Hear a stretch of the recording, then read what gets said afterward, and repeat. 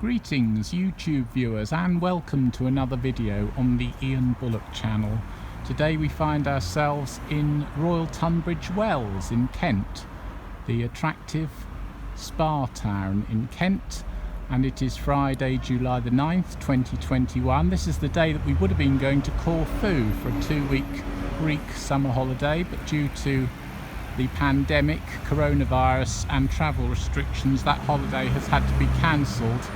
So this is our first holiday since the pandemic began, and we decided to come down to the south coast area and visit a few different places. Here we are at the Pantiles, Royal Tunbridge Wells, probably the most famous part of Royal Tunbridge Wells. It began life when Dudley Lord North discovered some mineral waters, a mineral water spring here, and discovered that it had health benefits, and as a result a development and a community grew up around it from people wanting to take the waters for their health benefits. And I think it's one of those places, this was all back in 1606, but I think during the 1600s and 1700s the place had various kind of different reincarnations. At one point the wooden buildings that grew up along here were all burnt down and then rebuilt, and I think it began life being called the Pantiles because of the paving that was on the floor here was originally some kind of Pantile tile, but then they were removed and I think they were put back again. The history of it all seems quite confusing, and actually when we went into the tourist information office to ask about it, even though it was 3:30 on a Friday afternoon, they were closed, so that wasn't very successful. As you can see, it's a rather attractive area, little street cafes, restaurants, and these colonnaded overhanging shop units and restaurants and things. A lot of people eating outside, which is nice. There's a bandstand area where I believe they do jazz concerts and other little bits of entertainment. Now, one of the reasons I have a connection with this area is because back in around 2007, when I was running E&B Communications, a writing and public relations consultancy business, one of my clients that I did a lot of work for was Targetfollow Group, a Norwich-based commercial property group. And at the time they were very acquisitive, and they were quite aggressively snapping up different commercial property portfolios and building up their portfolio with shopping centres and all sorts of things across the country. And I think it was around about 2007 they suddenly bought the Pantiles, the upper and lower walks. This is the upper one, and then down there there's one that runs parallel, which is lower.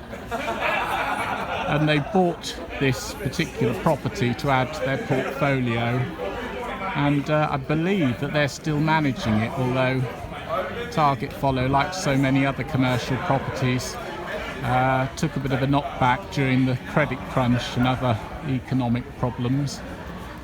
So yeah, back in the day I did come here when I was doing some writing work associated with the Pantiles and with the improvement projects that Targetfollow were working on back in the day. I'm just going to take you along here past all these shops and things. There's the Corn Exchange over there, and that's now become a little arcade, which has actually got the tourist information centre in it, which was closed. So yeah, if you go down onto there's the lower walk, which has these lovely Georgian and Victorian kind of buildings, I believe they are. Little sort of jewellers' shops, cafes, kitchenware, cakes, wine bars.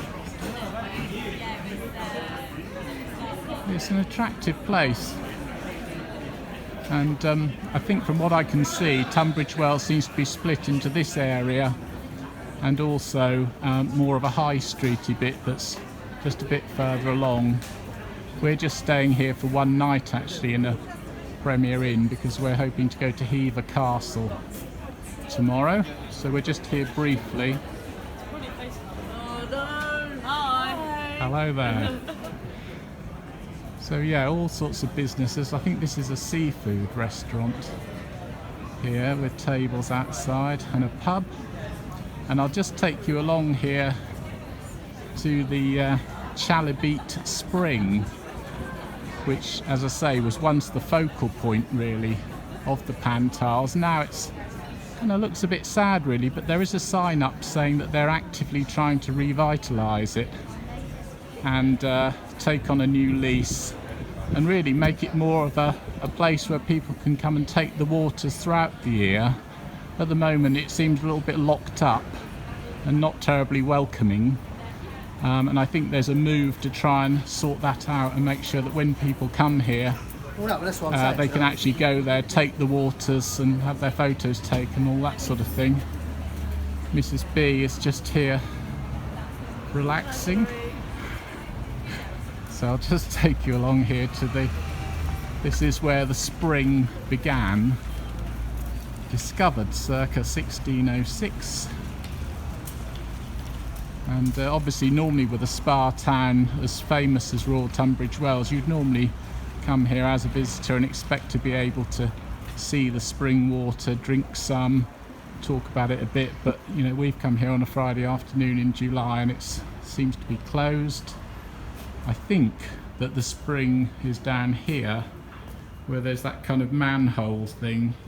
I think they probably usually lift the lid on that and then ladle some of it out to people who want to try some of it. I think it's got iron in it or something which gives it various perceived health benefits, and there's some information there about the history of it, and also some information about Samuel Danby and his family trying to revive the whole spring water aspect of the Pantiles and maybe try and reinvigorate it, and hopefully that will become an asset once more of the Pantiles. So here we are in the Pantiles, Royal Tunbridge Wells, and this is the 9th of July 2021.